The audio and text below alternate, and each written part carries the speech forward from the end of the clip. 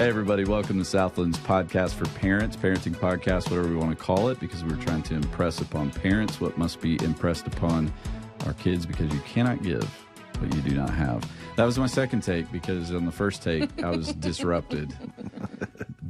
It's for a good reason, though, because on our podcast, actually, our phones have gone off before. We left it. We were just like, well, it's reality, so here you go. But it's all good. Yeah, my phone is off. Mr. Hatfield over there was going to tell us to silence our phones, but, there's a time for that. I get used to it because of this new role that we all play. Hey, everybody, make sure your phone's off. That's right. Lean in, choke up to the mic. That's right. So as we record this, we're in season 2. Yeah. So I've actually been hearing people talk about how they're assembling groups around this podcast, and they're listening to it, and then they're doing kind of a study based on it. Some of them are doing the Paul Tripp book as well. So that's kind of cool. It's a great book. It's kind of cool. So hopefully this is a resource to folks out there.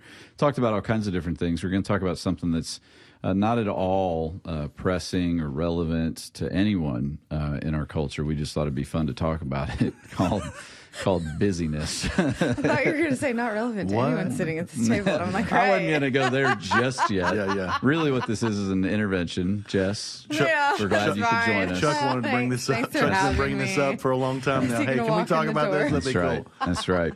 So if you were to just walk up to the average person that you know and say, how are you?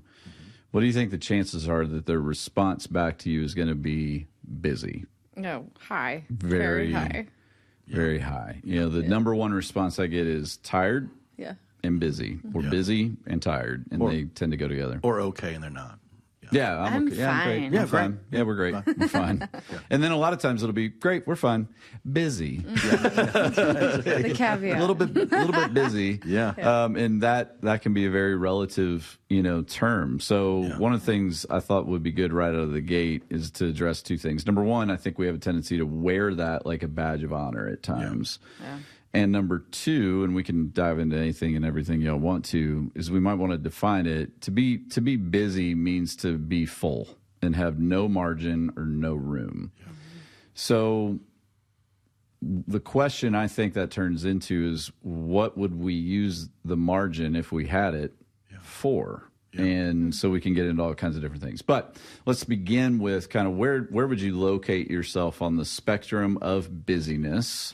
Scale of 1 to 10, 10 being hair on fire, just always going, no room and no margin. 1, like you've got to, hit me with a cattle prod to get me out of bed in the morning, and life is slow and easy.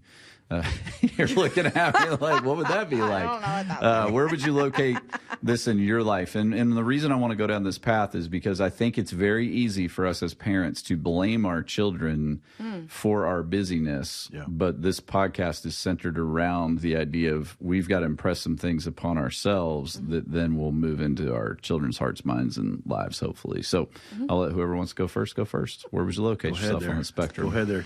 Well, I would say it's anonymous. Solid 7 to 8 on that scale. Are you talking about you personally or your family? Personally. Okay. No, not my family. We're not really in the super busy season with the kids' ages yet. So we have gymnastics and some other things, but we're not traveling for competitions and got games all the time, and they're involved in theater and all. We're not quite to that stage yet. So I think that's a little different. I would say I personally am rather busy. Yeah. And it's all stuff that I say yes to. I don't think I have an unhealthy amount. I know when I need to rest. I'm not getting to the burnout stage. My hair is definitely not on fire. I'm okay, but I thrive in busyness. I don't want to use that term because now it feels negative, but or justification. I like to have things to do. Being absolutely. Idle to me is awful. Yeah. I just don't like it. I don't know. Well, I think it needs to be said, being busy is not a sin.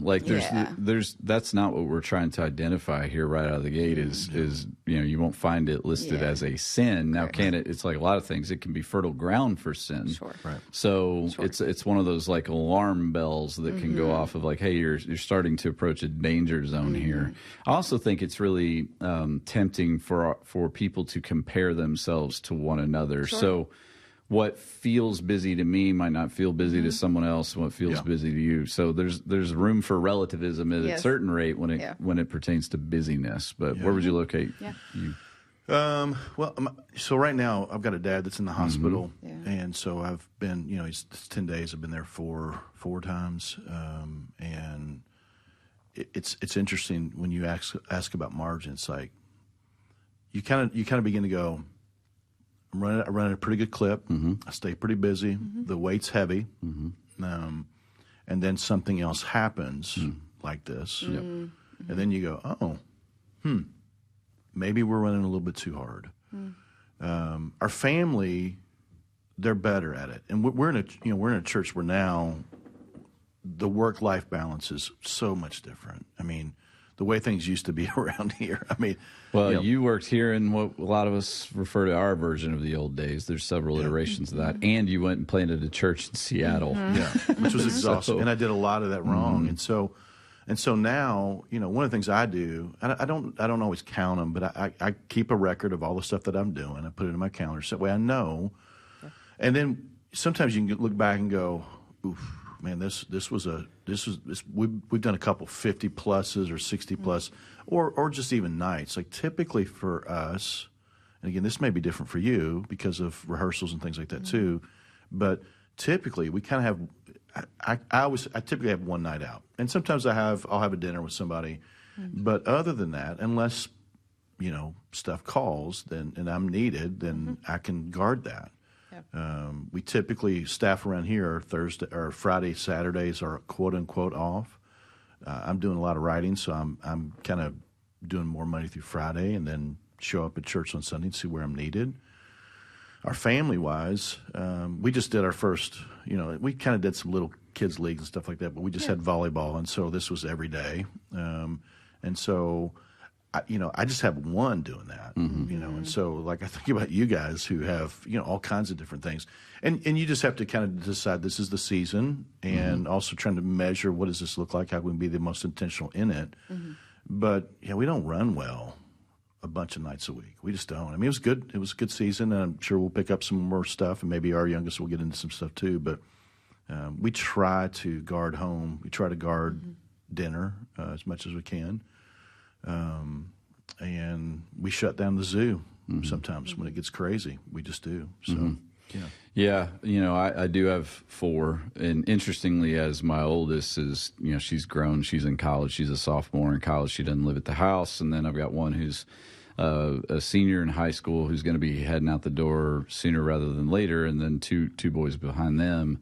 And so we've actually had seasons of being busier than we are now in regards to their schedule. Now, the one who's graduating, Eli, he's played multiple sports his whole life. And so we've been in that realm with him for a long time.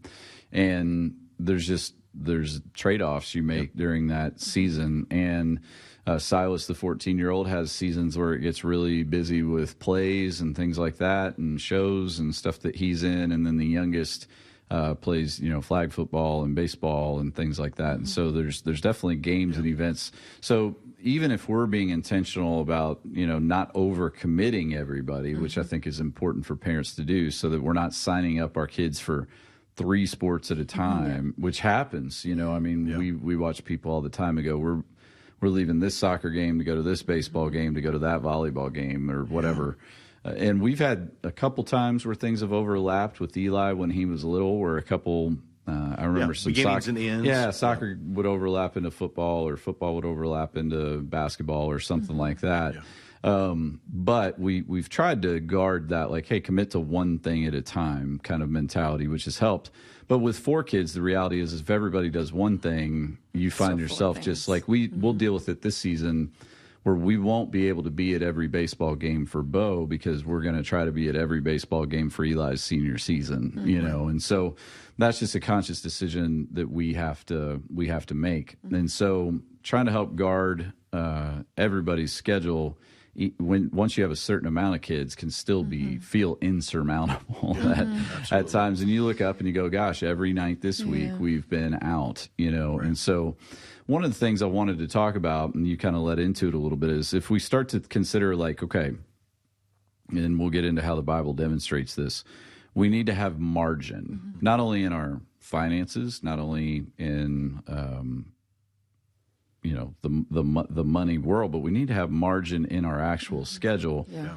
And what is that margin there for? Well, it's there for things like rest. It's there for things like people. It's there for things like interruptions, emergencies, like what's going on with your dad, things like that. Yeah. Friends, guests, spontaneity, family. You know, you can go right on down the list. But if you fill yourself up to the degree that if something else were to try to squeeze its way in, the whole thing would come crashing down, that's an indicator that you might be too busy. You know, so let's talk briefly about what are the indicators in your life that you've used and maybe learned the hard way to go, okay, that means I'm too busy and I need to dial things back. What are sure signs that you're too busy? I mean, I think there's an element of self-awareness that you have to have where you are realizing that if your mood is shifting or you're feeling tired or the things that you normally enjoy, you don't have the ability to enjoy because they're another thing on your calendar. That's a lot of what I have learned. Like a lot of the things that we'll commit to, and again, my kids aren't committing to too much right now. It's mostly me. Like I've got bands and rehearsals and things, but also, work and the kids and stuff. And I enjoy all those things a lot. But if I am finding myself going, hating it, I have to go do this, there's a problem. Yep. Yeah. That's interesting because I was just telling the story. I've probably told this before on this podcast. I think I've told it in preaching, but I've learned this the hard way. And interestingly, like if I wasn't here and you had Allie, my wife, sitting here and asked her, like, what's one of Scott's strengths? She would say time management, work-life balance. She would say I'm pretty good at that. That being said, though, I've had these moments where I've learned things the hard way, and that was the biggest. There have been a bunch of times, actually, where I've been doing the thing that I like doing the most and hated every second of it. Yep. And I was in Florida one time. I had said yes to doing this men's retreat. It was in Central Florida, which is not the part of Florida you even want to be in. Not and the beach. they gave me this little cabin to stay in for a couple of days. And I forget how many times they had me speaking, but it was a bunch of times. And there was a few hundred men who were outside doing obstacle courses and swimming in this lake and shooting skeet and doing all stuff kinds that of you would enjoy. Stuff I would normally enjoy and want to participate in. And I literally, this is no joke, and this is not like me, laid in bed the entire time until it was time for me to go speak, went and spoke begrudgingly, went back and laid back in the bed. Yeah. It was weird. And I'd been in Africa.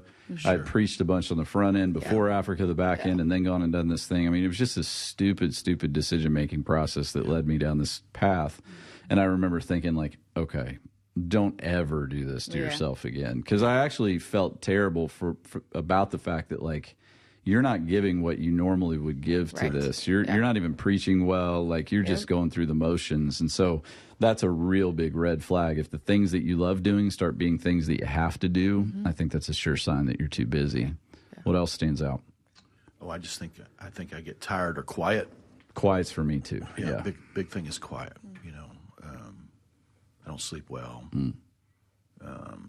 Hard to shut everything off because you're trying to figure out let me navigate this tomorrow. What's our new plan for this? When there's extra, that's what it does. And so angry, it's like, or I just get to a place where it's like when you walk into anywhere, Walmart, a restaurant, wherever, you start pulling your hat down really low so that way maybe you're not recognizable. Wait, hold on. That's an indicator because I do that every time. So does Weiss.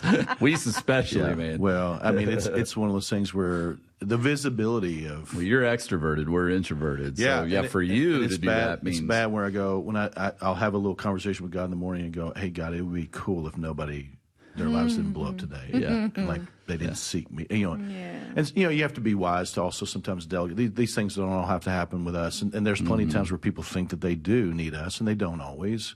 Plenty of times where that happens. But there are times where when you don't have the margin because you've not taken care of yourself, it's really hard for you to minister out of that well that doesn't have a lot of water in it. And we're not even talking about how we go home. Yeah. And care for our most important, right? So go ahead. Sorry, I think the short fuse thing that you said is also something that I can see in myself. Like, I tend to not just like jump down people's throats. You know, I'll try to assess and figure out if my emotions are actually like real before reacting. But I do not do that when I have hit my limit. And I will tend to isolate, even though I love being around people a lot. I will withdraw. I listen less. I start talking more. Yeah. It's like somebody's got something, you know, they got something going on. It's Trying like, to fix it. I'm just, let's go ahead and let's cut to the chase. Let's scratch this thing off the list. Give you what you need. Send you with your script. That's right. And it's like, man, I gave out of a deficiency. Right. And that's not good. Yeah, I'm reading a book right now that's not really on this, but a related topic. And he said one of the things that can be challenging, and this is a leadership-oriented book, which is weird because I don't read leadership books ever, but said the temptation when you face resistance as a leader and the temptation when you face sabotage as a leader, which any leader will go, yeah, that's called every day as a leader, is to either lose nerve or lose heart. And losing nerve means going soft, basically, and just going, you know what, I'm tired of people being mad at me, so I'll just tell them what they want to hear, do what they want to do. Fine. You know, you lose your nerve. Or you lose heart, which means that you get too hardened. You know, you get angry and you get bitter. And when you lose hope and when you lose energy, that's a sure sign that you're in danger of doing one of those two things. And I've been in both places at times as a leader, as a parent, you know, that kind of thing, where and that weariness, you know, will lead you into all kinds of places if it goes unaddressed. I thought it'd be interesting to kind of just read this passage from Luke chapter 5, and it's a passage that indicates a pattern in Jesus's life. And I'll read it to you guys, and then you can kind of give me your reactions. So this is Luke 5, beginning of verse 12, says, while Jesus was in one of the towns, a man came along who was covered with leprosy. When he saw Jesus, he fell with his face to the ground and begged him, Lord, if you're willing, you can make me clean. Jesus reached out his hand and touched the man. I am willing, he said, be clean.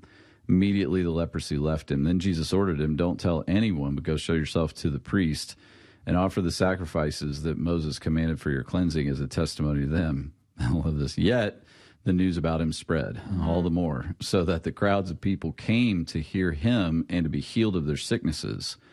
But Jesus often withdrew to lonely places and prayed.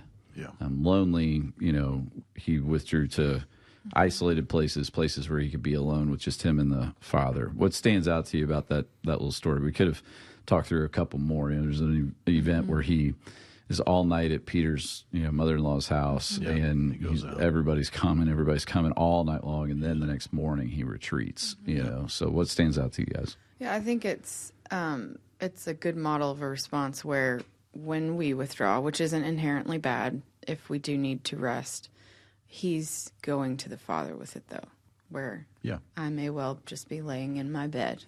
There are different kinds of withdrawal. Right, and should actually be spending time refueling myself by spending time with the Lord. So, yeah, I mean, we daily are trying to dump out what's in our cup, and eventually, if you don't go back to the well for living water and you're not connecting daily, he withdrew on purpose. I mean, it wasn't sure he was tired. You heal, but there are times where he says he healed all of them, or it says he heals some. And he's deeply in tune with people. He's aware of their story. He sees them. He calls them daughter, or he calls them mother. He does these things where he's not just, you know, just boom, ex nihilo, out of nothing, boom, it just happens. He's deeply connected, and so that gets exhausting. And plus, he's got the disciples who are knuckleheads who sometimes get it, lots of times don't, just like us. And he's also pressing toward his ultimate mission, you know. And so he's got the Pharisees all around him. He's got teachers of the law that are constantly following him, constantly criticizing him. It never ends. It never stops. You know, it's like I just was reading where they were talking about the Sabbath. I'm in Mark, and they just never leave him alone. And you know, he just healed a dude that he said, "Stretch out your hand," and then the next moment they're still in the Sabbath, and they're just grabbing some grain on the way and putting it in their mouth, and they're like, "Hey, John's disciples and our disciples do this. How come you're just, it's like, gosh, man, can you just give me a break? Yeah. I mean, honestly. And if you're waiting for the world to give you a break, you're just going to be waiting. Yeah. So if you're waiting for the inputs to stop without your intervention, like I'll slow down when it slows down, that day's not coming. Treadmill's not, you got to get off of it. That's exactly right. So I also think it's interesting that he ordered him, don't tell anyone. Yeah. Oh, yeah. I think it's a little bit like your prayer you're talking about. Like, got to be nice. It'd be really nice if no one's life blew up today. That makes my prayer feel better. Sincerely, I think that's Jesus's hope here is, hey, I'll heal you. It'd be awesome if you didn't tell anybody because I'm pretty tired, and if you tell people, I'm gonna be even more tired, and the line's gonna get longer. And that's sure enough, word about him spread. So we're left to assume this dude just said, okay, cool, and then told everybody, hey man, guess what just happened? Believe this? He's walking down the road, and they're used to him having to yell unclean, unclean, and stay away. And he's going, no. Let me just tell you, it's gone. Look at me. Yeah. Look at me. Touch me. No, I'm good. We can go see the priest first, man. That's right. So here's another thing. Like, again, I'm not perfect. There are certain things that in my life are indicators that if these things are being put aside, I must be overbooked. So I'm pretty disciplined in the mornings. I get up, I work out, I have this regiment, this routine, and then I'm here at the office super early. Yeah. If that's being interrupted, that's a sure sign something's a little off. So like, a couple weeks ago I'm flying, I'm traveling, I'm preaching somewhere. That interrupts some of that rhythm, Now, that's fine. That happens when you schedule a weekend to go preach somewhere or whatever. But if that gets compounded, you mentioned nights out. I was talking to some young leaders on our staff. I've been through all kinds of different iterations of ministry. I did children's ministry early on. Not a lot of nights out, except for those years of VBS, that kind of thing, or camp or things like that. But the general rhythm of children's ministry was during the days, and then Wednesday night, Saturday night, Sunday morning, that kind of thing. Then when I did student ministries, all of a sudden everything got changed. It was like a lot of nights, but the Sunday morning stuff wasn't as big of a deal. And now we're just in a different place. And so if I have a week where it's like, hey, there were these two things that happened where I had to be out Monday and Tuesday, and there's an elders meeting on a Thursday night, then all of a sudden it's like, daggum, that's a lot. So what other things do you guys see like in your life? Like if this hasn't happened in a while, that may be indicative of the fact that we're too busy as a family. Are there things that you go, okay, now we're moving away from us as individuals to our families. Here are things we hold dear. We want to make sure happen. And then if these things aren't happening, that may be an alarm bell for you guys. I mean, so our schedule is different because I do work on Sundays. So Saturday is the day that we have all together. However, because I have Fridays, Friday night is typically when Chuck and I would have date night. There are times where we're not prioritizing things like that, and they're the first to go. Yeah. Which, not that you go on a date every week necessarily, but if you're not prioritizing that and it falls by the wayside, then you stop having conversations with each other. Yeah, if you look up and it's been a month. Right. Then you're just, So I think the investment in the people in your home, spending time with the kids on Saturday, like running outside with them when it's nice and not being like so tired that I just can't, spend time with them and enjoy it. Things like that are the things that I noticed outside of my routine. The other thing is I think we all need a little bit of space between events, or at least I do. So the way that my work schedule is, and sometimes my band schedule, it can get to where we're going, I have work, and then I'm going to this rehearsal, and then I can barely squeeze in dinner, and then I've got this thing. I've learned that that's too much, because then I'm not even taking care of my body. I'm not taking care of myself. So there are things like that I've just learned about myself that will be the first to go, and I need to make sure are not the first to go. Yeah. Because those are the things that are actually going to fuel you so that you can go at all. Exactly. Yeah. And I think that's where a lot of families live. You know, they look up and go, we've literally eaten every meal through a drive-through for the past 2 weeks in the van on the way to events. And you go, number one, that's take the actual food and set it over here for a minute. You know, that's not a way to eat. That's not a way to live. And then bring the food back into play. And also that's not actual food, you know, and then you wonder why everybody feels bad. Everybody's getting sick, you know, stuff like that. And it's like, well, yeah, I mean, that's what that's going to lead to. But that's just called normal for a lot of folks. Identifying seasons is pretty important for us as parents, I think. And even just personally, looking at your world, evaluating after a period of time, going, hey, do I like this rhythm? Do I like the way this schedule's set up? Not just for our family, but also for me, and going, hey, can I shift this around? What would be better here? Because what will happen, especially Sarah, you know, Sarah's been teaching, she's been off this year, but I mean, when she's teaching, I mean, it was like Friday, I knew that we weren't doing a thing. I was going to get food somewhere and bring it home. And then she's got some school stuff to do. So we're both kind of tired. I'm carrying extra stuff, or there are times where she's carrying extra stuff. And so it's easy to neglect yourselves. And even if you don't go on a date out, just having some space where you go. And we've talked about this before, where you go, hey, you guys are going to play downstairs, and we're going to go do something, whether that's watch a movie, hang out and talk, or whatever. You'll notice if you run too hard, then there's this misalignment that can take place because you're not talking to each other. You're not, hey, how was your week really, and what's going on, and hey, how can I pray for you, and here's what we need to talk about. And so when you put off important places where you're trying to seek intimacy, greater intimacy with your spouse, then man, your arguments go way up. You forget stuff. You blame. You scoreboard and all those things. And I think probably another big indicator is when you just go, I just want to. You run it too hard, candle at both ends. When you just go, I am not doing anything. Anything. Yeah, I'm not doing a had dish. Yeah, I'm not doing laundry. Yep.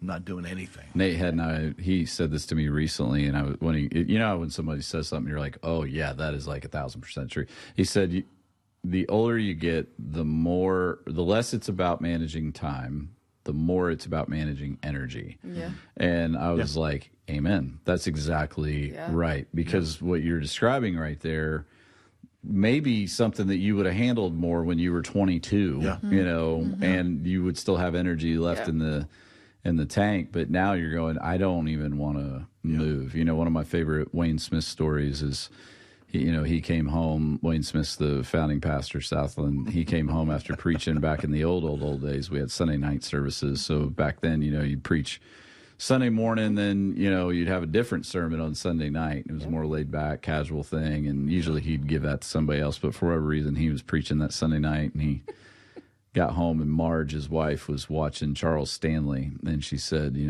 come over here and sit down and watch Charles Stanley with me. And, his line was always, when I come home from preaching on a long day of preaching, I don't want to watch Charles Stanley. I want to watch Clint Eastwood shoot somebody in the face.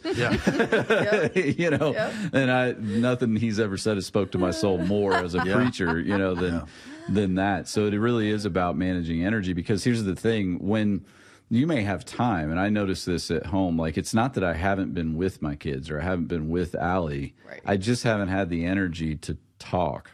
Or I'm kind of there. Yeah. It's not intentional. Not really. Yeah. I just, and then you wake up and you're like, hey, here's 12 things I haven't told you yet about this week or what's going on. And you start forgetting, like, oh, I forgot to tell you that, or I forgot to tell you this, man, I'm sorry. Told you that, didn't I? It's like, and then you realize, like, hey, somebody here at the office may know more about what's going on, than what you do, just because I'm with them, and talk to them or whatever. By the time I get home, I don't have any, Allie always says, like, you don't have any words left, do you? And today will be one of those days, like, today's a Thursday as we record this. It's the late afternoon as we're recording it, at least to me it is.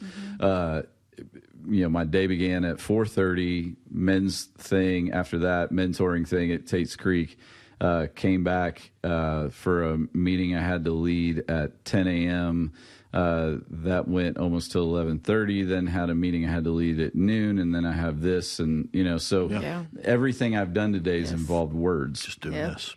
Everything I've done today has involved talking. And so by the time I get home tonight, I won't have many words left. And so it's funny, you talk about date night. Allie and I at the beginning of this week are like, hey, we need to go out, this week. Yeah. So we were trying to figure out Thursday or Friday, because Thursday's like my Friday because I take Fridays off. Yeah. And initially I was thinking Thursday, but now we're like, no. I'm just not going to have the energy. You're going to be a terrible date. She's not going to have the energy. Yeah. She's working today. And so we're like, let's aim it tomorrow. Yep. I'll get up later than 4:30 tomorrow, hopefully. Yeah. So that's just, again, I think the energy management piece is really, really key. And I think as parents, a lot of times we get just used to running on empty. Yeah. So much so that we don't even know what it feels like to be above a half tank, much less full. Mm-hmm. And so you just don't know at what expense you're operating, because it's just what you've done for a long period of time. So I like what you said about evaluating seasons. Yeah. Like taking a moment and saying, okay, we've been running at this clip in this way. Mm-hmm. Yeah. And maybe if your kids are in sports, a great evaluation point is, okay, T-ball's over. Yeah. Yeah. What does our family need? Before you go sign up for fall T-ball, which sincerely is funny to say out loud, and some people won't get the joke. Right. You're like, what do you mean? What's funny about that? Well, I don't know. I mean, is it really important that the 4-year-old play baseball, a version of baseball year round? Yeah. There's time, but traveling T-ball league. And that you chuckle, but it exists. You know what I mean? And that's the thing is like all the things that we would have said were nuts 20 years ago are normal now. Yeah. And we're just allowing it to be normal without stopping to do what you said and evaluate the season. Yeah. So maybe you just need to go, hey, T-ball's over. Here's what we need. We need this summer to just rest before we kick into soccer in the fall or whatever. There's all this pressure from sports or any type of thing that you're good at, whether that's even in the fields of arts, whether it's music, play, or whatever. And it's like, well, what happens if we don't keep? It's like, well, what happens is you'll actually get a little rest and you'll actually be more filled up. And in the grand scheme of things, sometimes it's just our pressure we put on our kids, or they feel like they're going to fall behind. It's like it's okay to rest. Mm-hmm. It has to be okay to rest. Mm-hmm. It has to be. Yeah, and I think also they're a lot younger than we are. Yeah. So they're excited and they want to be a part of all of it. And I think it's part of our job to set the healthy boundaries initially. Yeah. And eventually they can get to that point. But I think, we're able to see, hey, this is going to burn you out on this eventually. So we're going to set boundaries, even though it seems like we're just saying no. Yeah. I mean, how many kids do you know that swam forever or did soccer forever, and then they go, I really don't want to I don't ever want to do this again. Right. Mm-hmm. They hate it. Because they just grinded and grinded and grinded, and they thought they had to. And it's like, man, something that they loved, something that they were really, really good at. Yeah. But it's just too much of something that is good. Mm-hmm. I mean, you mention this all the time. A good thing that moves to an ultimate thing. An ultimate thing becomes a destructive thing. And that's really true of us. And the enemy wants that for us. Mm-hmm. He really does, because if you mentioned living on empty, not even knowing what it feels like to be full. Are you going to sing "Running on Empty"? I was thinking it, but I didn't. I could tell. But even like these sabbaticals that we're now providing for staff, it's always interesting. I'm always like, hey, what'd you do? Mm-hmm. What'd you learn? What God teach you? How did it feel? It's like even when you go on vacation. I don't know how you guys are, but it's like it can take me days to downshift. And so I really don't even appreciate a 7 to 6 day vacation. It's hard. It's got to be longer. Yeah. Just because I need to decompress, lay some stuff down, set some stuff down. And it's one of those things that just, back in the day, they always used to do these 2-week vacations. Like your parents got 2 weeks and you got in the car and then you went, I did it once. Interestingly, I did it once several years ago when we were still in Colorado.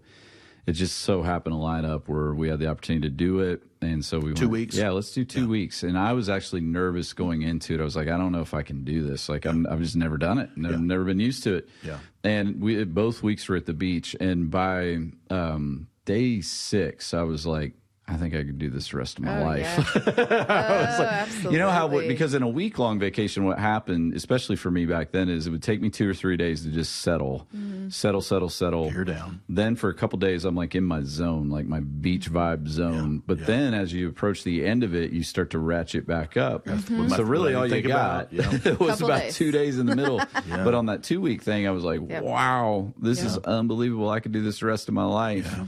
And I think some of that has to do with the energy management management piece. Yeah. I have noticed, and a lot of this is going back to like just 2 words, pay attention. Like if you just pay attention, like I have noticed now, and maybe it's because I'm just older and more tired, like I actually do downshift a little more quickly. Like I'm a little better now, man. The minute my feet hit that sand, it's like I'm there. You know? I was gonna say I don't have that issue. Yeah, I can kind of turn my brain off a little better these days. You know. Yeah. Go ahead.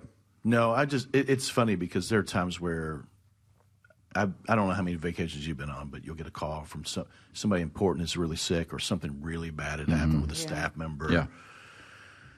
And you're like, this shipwrecked this whole thing. Oh, yeah. You know, or I get called and there's a suicide situation and I'm going, I can't come, but let me tell you this, or hey, sure, I can help you, or what, you know, it's just, and so you end up pulling away from that to get out and get on the phone. It's, you know, with what we do, it doesn't stop. And with what a lot of people do, it doesn't always stop. You know, and sometimes they hold on to some things, or they have capacity in some areas where people are going to pull on them, and you know they have to have their phone with them. But man, it's such a beautiful thing when you can really set it down. And I think I'm better at it now. I still think that there are moments just because I go, hey, I can do hard.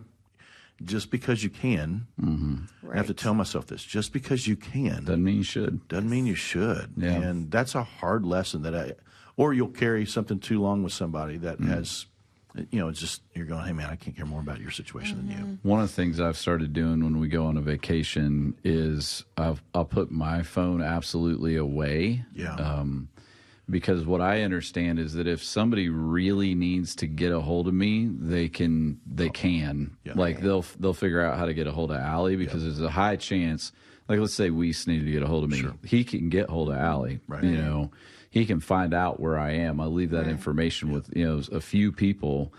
That way, you know, it's not on, like, I'm not even, because what I learned a long time ago was if I just go to that phone, flip it over, and out of habit, open email. Now all of a sudden I'm just right back into that space. And so we've got to be disciplined about that. You said something about kids that I thought was interesting. You know, they're full of energy and they want to go do a whole bunch of stuff. They also aren't good gauges of their own energy. Like they don't know when they're tired. It's always funny when you can look. They get mad at you when you tell them, like you're just tired. No, I'm not. Exactly. You know, it's like okay. Every night at my house.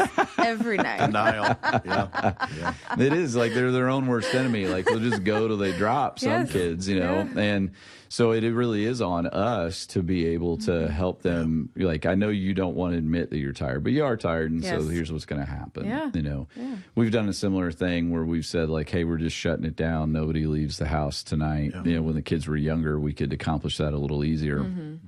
And just go, okay, you guys go have a movie night in the playroom, you know, and Mom and I are going to watch a movie out here, and you know, then we're all going to go to bed, and it's going to be great, you know. But again, if you've overcommitted yourself, you know, that becomes a real struggle. What I would say too about the sports culture is that, and I think we've kind of lived long enough through this, my family with some older ones, is that those kids who end up saying like, I hate this and I never want to do it again, I'm burnt out, oftentimes are not the kids that said, hey, I want to be on 3 teams and I want to do this. Their parents did. Their parents, or they felt so much pressure to say, I want to be on this, that they just did it. And so they peak at 12 or they peak at 15 and so they're just done. They hate this thing that they once loved. Every now and then you'll have a kid that you're actually the one trying to rein them in. I've got one like that. And so we're at a season now where it's like he's finishing his senior year. He's probably going to play a sport in college.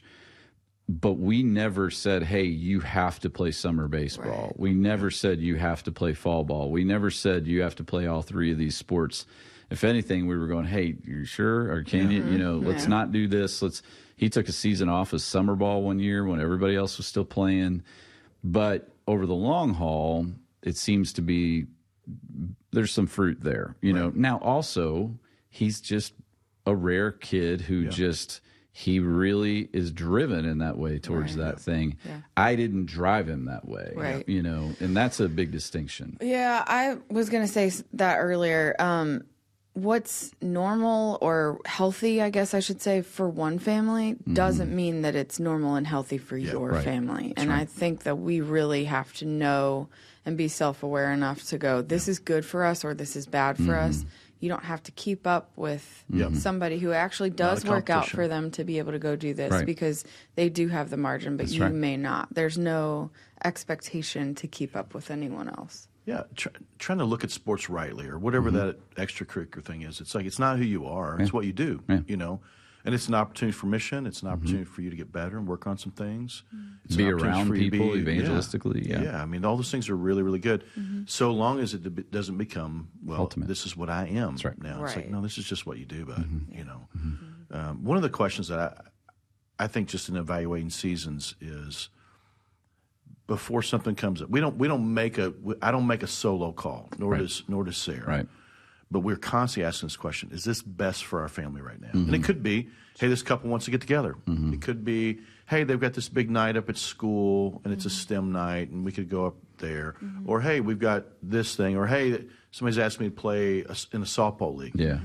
There are all these things, and you're going, well, would I like to do that? Or I mean, some of those things absolutely not. But, but some of these STEM night, STEM night. I was going to say that sounds really exciting. All the things I was really good at in school. So, but I have to go. Hey, okay, real quick, whatever that is. Let's just use softball. And I haven't played forever, but it's going. That's a Friday night, and what's my world look like, and what do I have going on? So really, that's really the only night. And is this the best night? Because Saturday night, you just can't. We got church, man. You got to turn it around, you know. And so trying to figure out, hey, is this best for our family right now? And it just may be a no, or it may be a not now. It may be a yes, but when you make that decision, you're going to pay for it. And sometimes those things are great. You know, it's like we just spent some time with 3 other couples Sunday night, and it was a breath of fresh air. It was so fun. And we hadn't done that. That's probably you kind of can look at our lives a little bit and go, we're a little bit tired, and this felt like an obstacle at first, and you're like, man, it was such a good thing. We didn't do anything. We didn't have to perform. Everybody just knows us as we're just normal people, which is awesome when people can treat you that way. And our kids played, and we laughed, and we sat at a table and just joked around, and it was so good, you know. And so, but man, sometimes when someone's bringing something, hey, what about having these kids over to stay the night, or can they go over here? It's like. When you don't have a lot of margin, everything feels heavy. Yes. Yeah. That's a great way of putting it. Yeah. You know? So. Yeah, one little request all of a sudden feels so disruptive. It's like, you know. And I'll run him there. Yeah, I've definitely felt that. And it oftentimes around the kids, it's like, hey, you didn't have this on your radar, but he's got to go to a small group, or he's got to go to this party, or he wants to go to this game, or whatever it is. And it's like, you know, because I was just looking forward to shutting it down. We have this is a very mom thing, I guess, but we have a calendar, like a big old calendar on the wall that we update every month. And that's a relatively recent thing we've started doing. Nice. But we can look at all the things we've said yes to. Yeah. And if it looks too crazy, then we can go. Because it's not just my calendar. It's his calendar, and it's the kids' calendars, and all the things that may be going on. That, just seeing that in general has been super helpful. I mean, I say all the time I live and die by my calendar because I would forget things otherwise. But it's helpful because then we can eliminate, we've got 2 weekends in a row where we're gone all day, every day. We cannot do that. We will all be exhausted by the end and really grumpy and not want to spend time together. So let's get rid of some of it. But that visual has been really helpful. It is helpful. Allie has this calendar she makes every year and gives out to family members that has kids' pictures and everything in it. But one of them hangs on our kitchen wall. And especially during baseball season, man, that thing looks nuts. I know. You know, just color-coded with kids. Yeah, it's wild. Yeah. And, you know, so there's times where we're able to call audibles, and sometimes Allie and I'll have to communicate, like, listen, it's probably best if both of us don't go to this game in Wayne County tonight. You know, although, you know, here's a story. Last year, Eli's baseball team was playing in Wayne County. He's junior in high school, and it's like 2.5 hours away. You know, it's crazy. Bo had a game that night at Shiloh Park, and it was like a Tuesday or whatever. And so it's like, okay, Eli, we love you. We can't go to that. So we're gonna do Bo's game tonight, and you'll come back on the team bus and all that. And he's like, and he was fine. Like, I mean, we're literally at 99.9% of his games. and it's gut wrenching to miss one, like because he loves it so much and blah blah blah. So we're sitting at Shillito and Bo's playing. And it's coach pitch, and Bo, if you know him, is like he's there for the camaraderie. Like he's not. He wants to win, but he's not like losing sleep. When Eli was Bo's age, if they lost, if anything bad happened, you had to prepare for the ride home. And down. I mean, it was just a different thing. For Bo, he's just there for fun. You know, so it's great. It's laid back. It's awesome. Dad? Yeah, he doesn't know. What was the score, you know?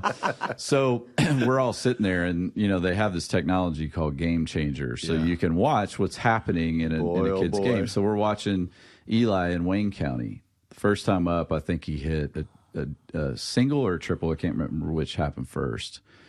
Then he hits a double. Next time up, we're like, man, he's having a night. This is funny. And then a home run. Oh, my gosh. So we're sitting there watching that. I remember literally just like dropping the phone, like, you got to be kidding me. So he's got another at bat he can hit for the cycle, which is super rare. Cal Ripken. You know, I mean, you just never see it happen. You know, and I forget what he did. He didn't hit for the cycle, but I mean, he hit a single, a double, and a home run that night and had like 7 RBIs. And he texted me went on his way home, you know, 2.5 hours away, and I knew this was coming. He was like, Dad, thanks for all those years of watching my games, but your services are no longer be needed. Your bad juju. I crushed while you weren't exactly. And it was me, Allie, grandparents. We're all at Bo's game. Nobody's at his game. So I'm being texted by friends and coaches like, dude, where are you? But it's funny because it's a good like it's a fond memory. You know, if that happened all the time, it wouldn't be. But there is guilt to some of this too. That makes it hard. You know, as you look at your schedules, trying to divide and conquer and all those things, and you feel guilty if you go, or you feel guilty if you don't. Especially for moms, you know, that guilt train's going to come and it's going to yell all aboard, and you got to decide if you want to get on it or not. There's only so much you can do. You know, Silas, when he does a show, there's usually bunches of them. You know, sometimes on consecutive weekends, and so it's like, whew, you know, can we be at every show? You've now memorized all of his I've lines. got it down. Oh, legitimately. Like, I've got it, you know. Mouthing it as he says it. He was in one at the Woodford Community Theater, and I took him to it, I think because it was probably on my day off, midday matinee, and they brought Woodford County middle school students to it. I think it was all 8th grade or all 7th grade, something like that. And I'm standing in the back watching this materialize. They've got about 50 teachers with these kids, and they're all just like screaming at these kids, like on edge. They threaten them. They, you know, and then one of the administrators, I think the principal got up, or vice principal, he got up and said, "Listen, the last time we let you guys go to a show, it was our school's production of Fiddler on the Roof or something like that. And you made every cast member and the director, Miss So-and-so, cry." There was a bunch of hecklers. If that happens today, you know, and they started threatening to take away all this stuff. And I'm just like, this is going to be a high wire act, you know, because there was crowd interaction in the show. So it's like, oh, you can't feed that. You can't feed that with a room full of middle schoolers. You'll never get them back, you know. But anyway, I've been to a bunch of shows, but Allie and I've had those same conversations of like, okay, do we both need to go to this one? Can you go to this one and I don't? Or do we both need to stay home? But taking the time to assess it and go, okay, what's best for our family right now is the key. I mean, looking at the box score, in some ways, you're talking about baseball. It's like, hey, we just ran through something hard. Can we learn from that? Can we learn from that? What was good? What should we have kept doing? What do we need to stop doing? Because it'll show up, you know, and this will be, you're going to love this. We're going to continue with sports metaphors here. And, you know, he Reed Shepard a couple weeks ago, 45 minutes in an overtime game, played every minute. They got to turn around and play on Saturday after losing a game to Florida, and then they lose to Tennessee on the next. But you go, that's going to be paid for somewhere. People get hurt. You don't get to play 45 minutes and it not cost you anything. Cost you your legs, your jump where shot. are you going to make up for that? You know, you better allow for it or it's going to show up, you know. And I think that's a thing that parents have to consider is like, we're going to pay for this on the front end or the back end. Which do we want, you know, if we're going to run at this clip for this long, you know, and how do we give back to ourselves? I think a lot of times what we just get stuck in is that cycle of we never get back and we just run till we crash. We don't evaluate. We just go, it's what it is. This is just what everybody else is doing. It's like, we don't have to do what everybody else is doing. We're not even called to do that. What is God asking us to do? What's right? And let's chase what's right. And even if it's hard, you know, even if it's a hard season because you've got kids in specific things, we just go, hey, this is our season, and we're gonna pray through this, and we're gonna set the boundaries or the guardrails in the right place. Hey, listen, as we're doing this, we're gonna be out a lot, and so we're gonna have to work hard together to collaborate. Yeah. Let's communicate well. Let's make sure we get our homework done. Whatever those things are, we just know going in. But we can also go, hey, we don't have to stay on this treadmill. Yeah. And that's a good thing too. God's telling you to stop. We should stop. Yeah. Yeah. I mean, sabbatical. Sabbath. It's for us. Yeah. It's for us. And it means to cease. Yeah. Be still and know that I am God, which means I'm going to stop striving, and I'm just going to. Gratitude goes out the window when you have no time to really. You're just chasing the next thing, the next hill. We got to keep going, and there's no gratitude. There's no, if we're not careful, we'll just go, hey, God bless what I'm doing today, and it's like, no, God's going. I got stuff that I want to do in and through you, and so I'd prefer that you connect with me and stay connected and abide in me instead of just running. You sure you want to do that? It's Mary Martha. I mean, it's all these different stories along the way where, and we've been both, and I mean, I love the fact that you all aren't on social media. I mean, I'm barely on it. Yeah. But man, it's funny. I can get on it for a minute, and then you're like, oh my gosh, 25 minutes wasted. Wasted. Yeah. And it's just going. Our hearts are right, especially when we're trying to be intentional. But man, when Jesus is willing to take a rest, or God is willing to on the seventh day rest, and He doesn't have to, we should. And so, but learning what that looks like, and again, you're going to make mistakes. We all do, but learning to bring a lot of grace into this, but also to not be afraid to look and evaluate, and just to sometimes looking at life in seasons is helpful. Yeah, we have I think 3 stages. So there's dinner around our big dinner table, which is this big, massive table. And then there's dinner at the bar, the breakfast bar in the kitchen. Different places that you and then there's dinner out, or at a ball field or something like that.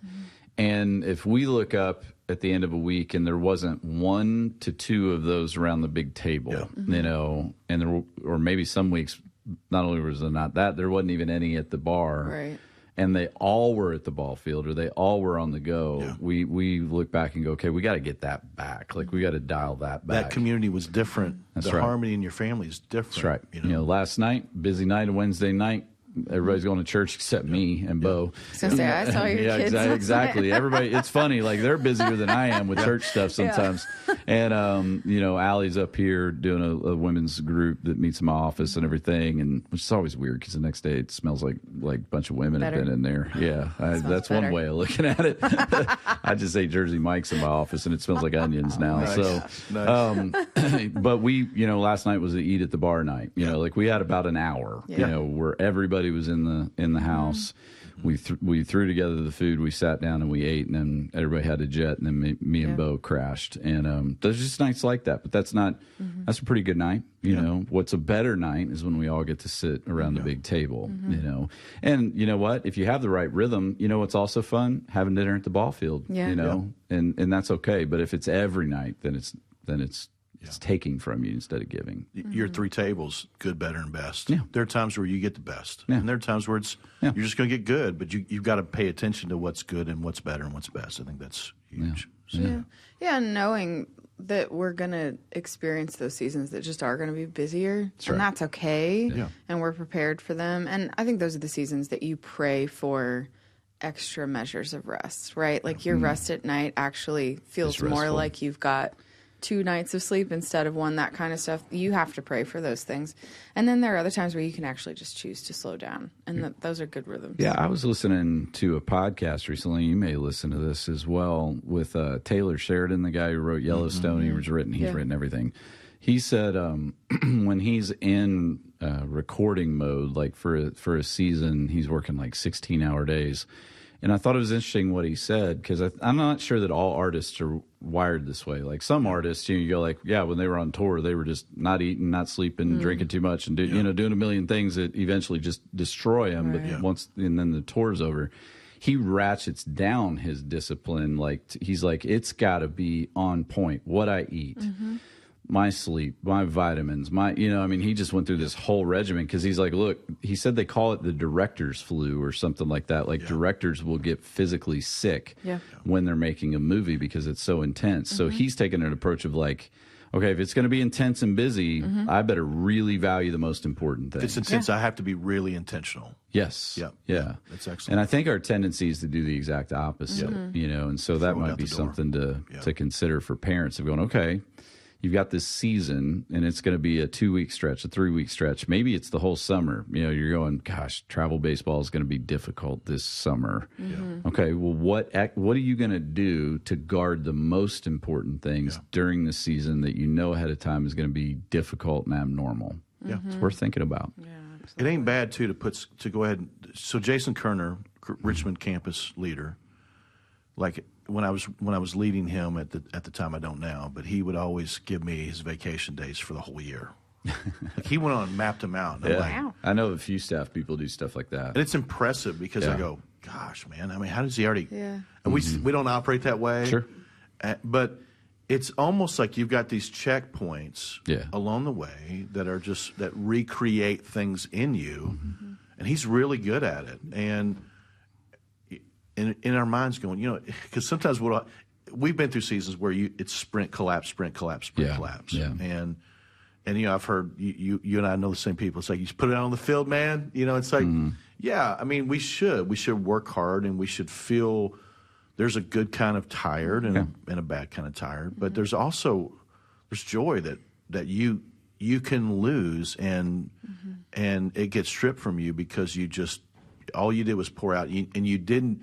You can move into a bad mindset whether that's just this trap of performance or this trap of business or this trap of Messiah complexes if you're in ministry or whatever. But going, I mean, Jesus just operated rightly. Yeah, sprint collapse is like what I was describing being in Florida. It's what you're describing. You go, I just want to lay in the bed. Yeah. That's different than run hard rest, run hard rest, run hard rest. Yeah.